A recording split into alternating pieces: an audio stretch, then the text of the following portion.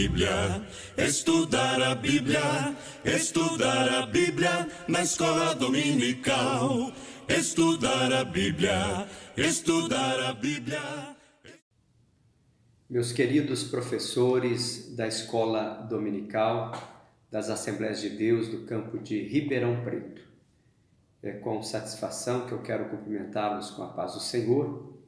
E haja vista que neste final de semana nós estaremos inaugurando o nosso grande templo e não teremos, portanto, o CAPED, que é o Centro de Aperfeiçoamento de Professores da Escola Dominical aqui de Ribeirão Preto.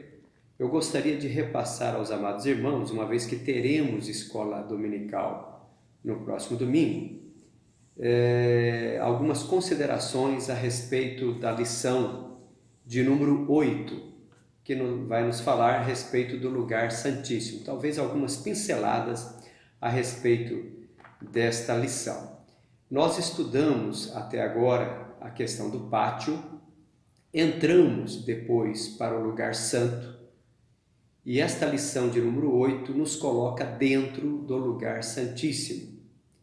E os irmãos poderão ver até mesmo na forma espelhada que a nossa casa publicadora coloca na nossa lição, que a arca ela está em um local um tanto escuro. Isso porque no pátio nós tínhamos a luz solar. Já dentro do lugar santo, este local era iluminado pela luz do candeeiro, do castiçal, do candelabro.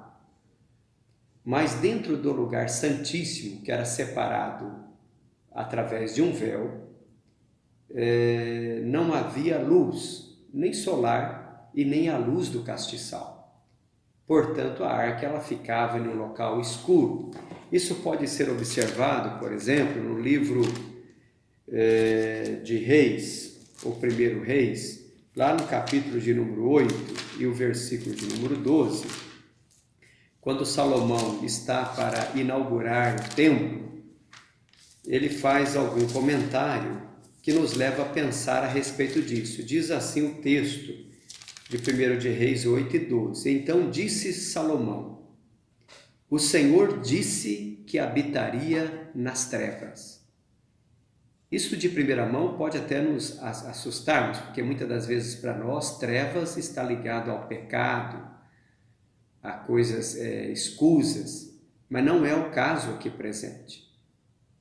É que a arca da aliança que estava dentro do lugar santíssimo, o próprio Deus a glória do Senhor é quem iluminava aquele local.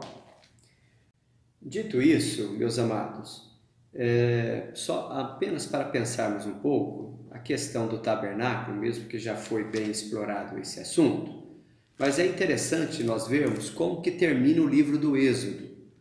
O livro do Êxodo, no seu capítulo 40, versículo 38, o último versículo, diz assim: porquanto a nuvem do Senhor estava de dia sobre o tabernáculo, e o fogo estava de noite sobre ele, perante os olhos de toda a casa de Israel, em todas as suas jornadas. Veja que o tabernáculo tem uma representação muito grande para o povo de Deus, a tal ponto de que na peregrinação pelo deserto, a nuvem e a coluna de fogo repousava sobre o tabernáculo.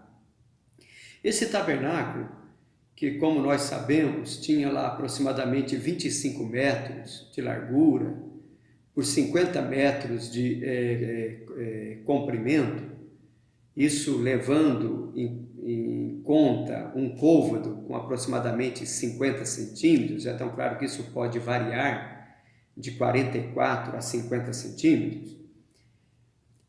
Por isso só nos mostra o quanto que o tabernáculo tem a sua representação para a igreja de Cristo nos nossos dias. E falando sobre o tabernáculo, e agora dentro desta tenda no tabernáculo, o lugar santo e o santíssimo, A nossa lição propõe, no primeiro capítulo, estudarmos um pouco a respeito do véu. Havia pelo menos 3 véus. O primeiro véu, que era o véu que dava a entrada ao tabernáculo, ao pátio do tabernáculo. O segundo véu dava entrada ao lugar santo. O terceiro véu dava lugar ou dava acesso ao lugar santíssimo, aonde apenas o sumo sacerdote entrava. E a lição propõe, nesse ponto 1, e nos informa que o sumo sacerdote, somente ele, uma vez ao ano, no dia da expiação, adentrava esse local. O dia da expiação é o dia 10 do 7º mês no calendário judaico, hoje chamado de Yom Kippur. Levítico capítulo 16 nos traz uma gama de informações, qual que era o ritual que o sumo sacerdote precisava fazer nesse dia chamado Dia da Expiação. Ali, por exemplo, vai nos informar que nesse dia o sumo sacerdote ele precisava pegar 2 bodes, um bode chamado de bode expiatório e um outro bode chamado de bode emissário. Ele lançava sorte sobre qual seria o bode expiatório. O expiatório seria aquele que seria sacrificado. Já o bode emissário seria aquele sobre o qual o sumo sacerdote colocaria a mão sobre ele, como que repassando o pecado de toda a nação de Israel sobre aquele animal, e depois chamava alguém já previamente escolhido, e esse bode, e esta pessoa levava esse bode expiatório, ou melhor dizendo, o bode emissário, e soltava ele pelo deserto. Muito bem. No ponto 2 da nossa lição, vai nos falar que este véu tinha algumas curiosidades nele. É tão claro que a Bíblia não vai citar, mas a tradição judaica vai, por exemplo, nos informar que este véu tinha uma espessura de aproximadamente o tamanho da palma de um homem, aproximadamente aí 10 centímetros. Outra informação interessante, porque nós não sabemos, irmãos, qual que era o tamanho da tenda. A Bíblia apenas informa o tamanho do tabernáculo, mas a tenda em si nós não sabemos. A tradição judaica é que vai nos informar que esta tenda dentro do tabernáculo, ela tinha uma largura de 5 metros, uma altura de 5 metros, e ela tinha um comprimento de aproximadamente 15 metros, sendo 10 por 5 o tamanho do lugar santo e 5 por 5, portanto quadrado, o lugar santíssimo. Este véu que separava, a Bíblia inclusive nos informa as cores deste véu. Esse véu, ele possuía as cores azul, a cor carmesim, a cor púrpura e também a cor branca. O pastor Abraão de Almeida, em seu livro O Tabernáculo e a Igreja, ele nos revela e nos traz algumas informações interessantes a respeito disso. Por exemplo, a cor azul fala da divindade de Cristo e representa o Evangelho de João. O Evangelho de João é o que nos mostra que no princípio era o Verbo, e o Verbo se fez carne e habitou entre nós, falando sobre a divindade de Jesus. A cor carmesim nos aponta para o sacrifício, é a cor do sangue. E nos aponta também para o Evangelho de Marcos, que é o Evangelho do servo sofredor. Veja, os irmãos, que o Evangelho de João não apresenta a genealogia de Jesus, porque Deus não tem genealogia.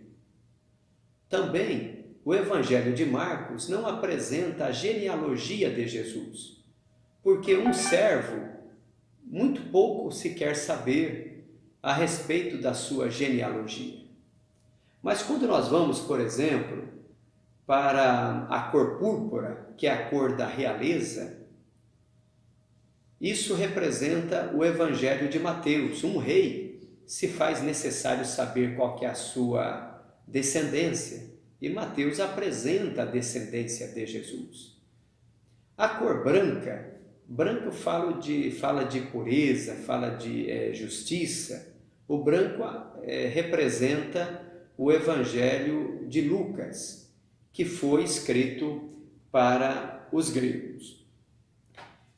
Portanto, nós podemos dizer que nós temos algumas lições que nós podemos aprender com o véu. Por exemplo, o escritor aos Hebreus, lá no capítulo de número 10, ele vai nos trazer algumas informações a respeito disso. Ele diz assim: tendo, pois, irmãos, isso a partir do versículo 19 do capítulo 10 de Hebreus, tendo, pois, irmãos, ousadia para entrar no santuário pelo sangue de Jesus, pelo novo e vivo caminho que ele nos consagrou pelo véu, isto é, pela sua carne.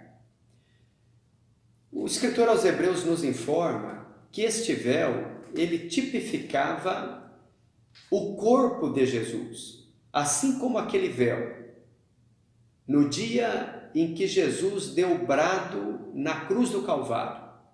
E a Bíblia nos informa, e isso está inclusive no nosso texto áureo, ou na nossa leitura em classe, o último versículo da nossa leitura em classe, Mateus 27, 51. E eis que o véu do templo se rasgou em dois, de alto a baixo, e tremeu a terra e fenderam-se as pedras. Jesus, ao expirar na cruz, o véu se rasgou de alto a baixo. Então, o véu que se rasgou de alto a baixo é o símbolo da carne de Jesus, que ao ser rasgado na cruz, nos abriu esse caminho, como nos diz a Bíblia, pelo novo e vivo caminho que ele nos consagrou pelo véu, isto é, pela sua carne. A nossa lição nos traz até uma informação que a palavra véu, ela vem da língua ou do vocábulo hebraico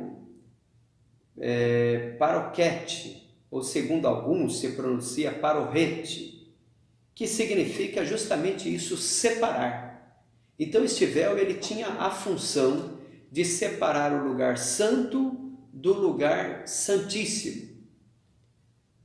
O acesso ao lugar santíssimo estava fechado. Apenas um homem entrava uma vez por ano. O que Jesus fez na cruz do Calvário foi uma ruptura, foi romper com esta separação. O pecado faz com que haja separação entre a criatura e o Criador. O pecado nos separa de Deus, como nos informa Paulo na carta aos Coríntios, que há um só mediador entre Deus e os homens, a saber, Cristo Jesus, homem. O véu foi rasgado. Hoje não há mais esta separação. Hoje cada um de nós podemos adentrar a presença do Pai Celestial. Então o véu, ele tinha esta função geograficamente de fazer esta separação entre o Santo e o Santíssimo. Até Moisés nos informa isso em Êxodo 26, o versículo 33, a parte B, ou a parte final, ele diz assim: este véu vos fará separação entre o santuário e o lugar santíssimo. Agora, é importante a gente ver também que além dessa separação geográfica, tinha também a separação moral, porque o véu indicava para o sacerdote: olha, você só pode ir até aqui. Daqui para lá, após este véu, apenas o sumo sacerdote. E precisa de todo um ritual, uma purificação. Então, isso por si só nos mostra a finalidade deste véu. Pois o véu também, e o pastor Elianai nos traz isso no capítulo 2 desta revista, dizendo que o véu era um símbolo da presença de Deus no lugar santíssimo.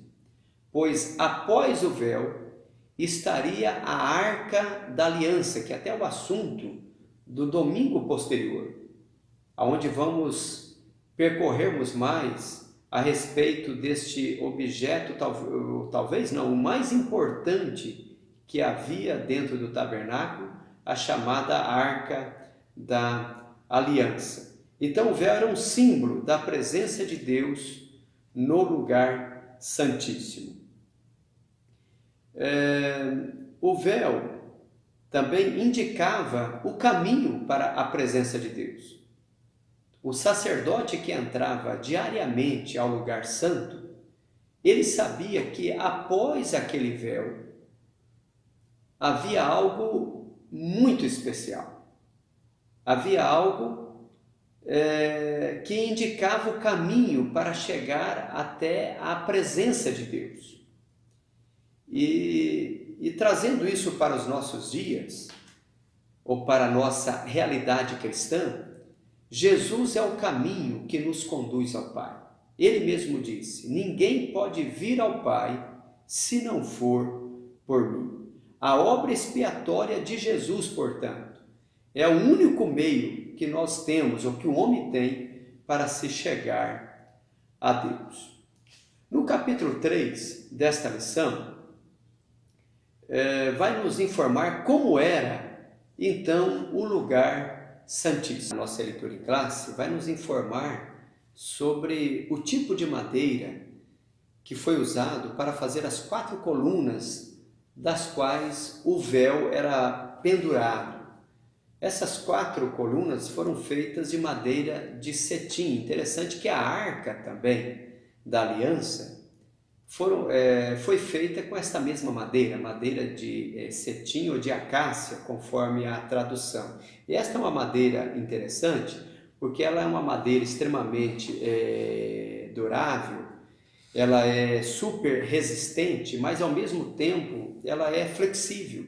Os estudiosos desse assunto vão até nos informar que a madeira de acácia ela é a única madeira que ela aceita ouro quente por cima, por ela ter justamente esta resina. Até no Antigo Egito, as religiões pagãs da época utilizavam muito esta madeira de acácia, e ela usava aquela goma, chamada de goma arábica, que esta madeira solta, para fazer os seus trabalhos de mumificação. Mas trazendo isso para o contexto de hoje espiritual, essas colunas de madeira de acácia revestida de ouro, ela aponta para a perfeita união da natureza de Cristo, a humana e a sua natureza divina. A madeira representando a natureza humana e o ouro representando a sua natureza divina. Eu gostaria, para nós finalizarmos essa nossa reflexão sobre esta lição, pensarmos um pouquinho sobre a aplicação prática desta lição. Primeiramente, ficou claro para nós que o véu aponta para a pessoa de Jesus. Assim como aquele véu fazia a separação do lugar santo para o lugar santíssimo, o véu também, representando o corpo de Jesus, ele nos abre o caminho para acesso ao Pai Celestial. Aquele véu também apontava uma barreira, havia uma barreira moral, mostrando ali que o pecador não podia ter contato com o sagrado. Mas Jesus venceu esta barreira por nós, quando ele se tornou pecado por nós. E através da mediação de Jesus, hoje nós podemos ter acesso ao Pai. Ali também mostrava uma barreira, podemos dizer, étnica, porque apenas os judeus poderiam ter acesso. Mas veja que na dispensação da graça isso mudou. A Bíblia até nos informa, lá em Efésios, no capítulo de número 2, o versículo 13, nos diz assim: mas agora, em Cristo Jesus, vós que antes estáveis longe, já pelo sangue de Cristo chegaste perto, porque Ele é a nossa paz, o qual de ambos os povos, isto é, judeus e gentios, fez um, e derribando a parede de separação que estava no meio, na sua carne, desfez a inimizade. Eu gosto desse termo aqui, separação, porque veja que a palavra véu, como já dissemos, significa separação. Mas Cristo, através da sua carne, quando deu a vida na cruz do Calvário, o véu foi rasgado, literalmente lá no templo, mas também literalmente ali na cruz do Calvário, quando uma espada traspassou a sua carne, e não tendo mais sangue, saiu água. Com este ato, Jesus estava fazendo de ambos os povos, judeus e gentios, um só povo, hoje chamado igreja. Louvado seja o Senhor. Então, esta barreira étnica também foi desfeita pela carne de Jesus rasgada na cruz do Calvário. Portanto, meu amado professor, professora da escola dominical, este assunto a respeito do lugar santíssimo, ele mostra o sacrifício que Cristo fez na cruz do Calvário para quebrar todas as barreiras que havia. O escritor aos Hebreus, no capítulo 6, no versículo 19 e 20, ele vai nos dizer assim: a qual temos como âncora da alma segura e firme, e que penetra até o interior do véu, onde Jesus, nosso precursor, grife essa palavra, nosso precursor, entrou por nós, feito eternamente sumo sacerdote segundo a ordem de Melquisedeque. Na antiga aliança, apenas o sumo sacerdote entrava, mas o sacrifício de Cristo na cruz do Calvário rasgou o véu através da sua carne, e ele, como sendo nosso precursor, entrou por nós, nos mostrando que ele foi o precursor, e agora nós também temos acesso ao Pai através do sacrifício de Cristo na cruz do Calvário. Portanto, meu amado, esse lugar tão especial do tabernáculo, ele mostra o que o Senhor Jesus Cristo, o sumo sacerdote perfeito, fez por nós ao rasgar o véu da separação. Não é por acaso que o tema desta lição vai nos falar sobre o lugar santíssimo. Aqui é um superlativo. Nós temos o lugar santo, agora o lugar santíssimo. E hoje todos nós, quanto igreja, temos a liberdade, o privilégio, a ousadia, como diz o escritor aos Hebreus, de entrarmos neste lugar santíssimo e de oferecermos o nosso próprio sacrifício ao Senhor. Tenha uma boa aula, que Deus os abençoe. Amém.